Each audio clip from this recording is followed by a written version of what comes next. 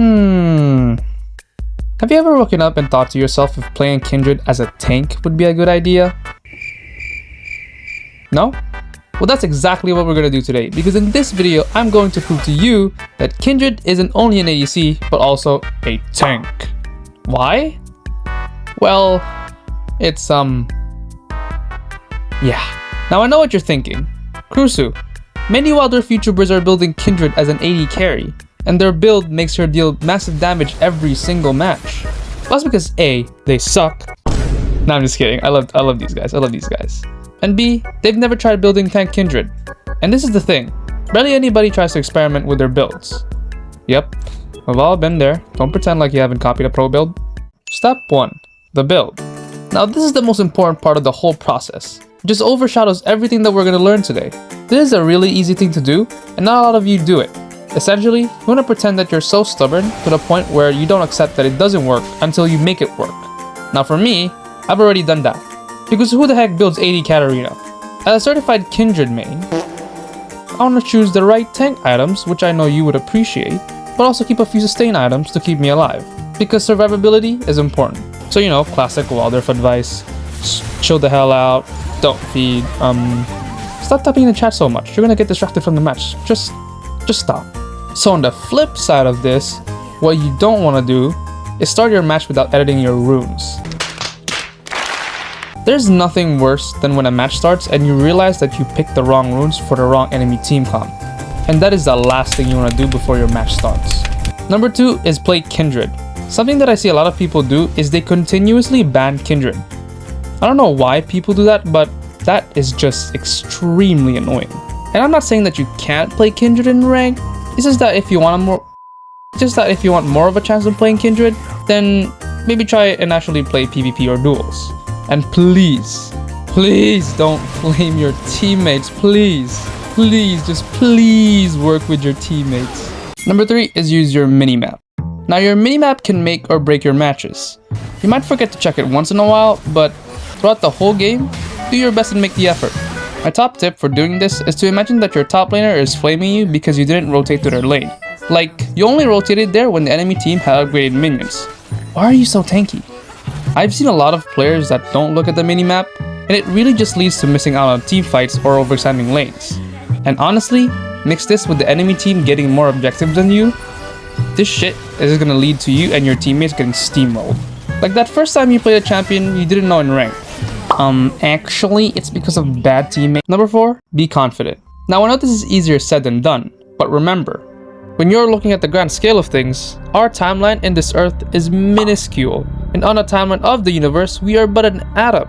And on a timeline of when humans have been around in the universe, we are but a speck. So, who cares if you play bad in your first couple of games?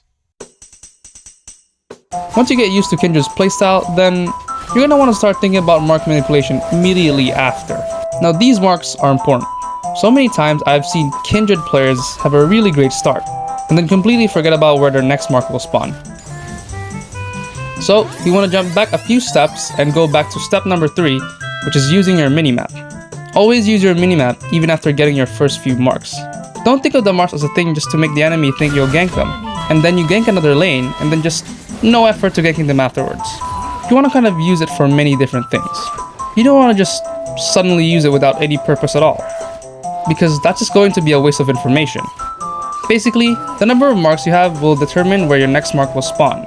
0 marks will always spawn on either crab, 1 to 3 marks will have crabs, gromp, and chicken to spawn with the mark, while 4 to 7 marks will allow blue, red, and wolves and krugs to spawn with the mark.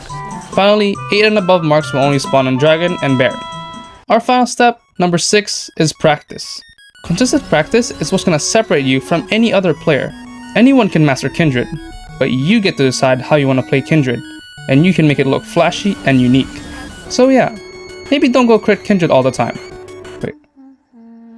What the heck was that? What the heck was that?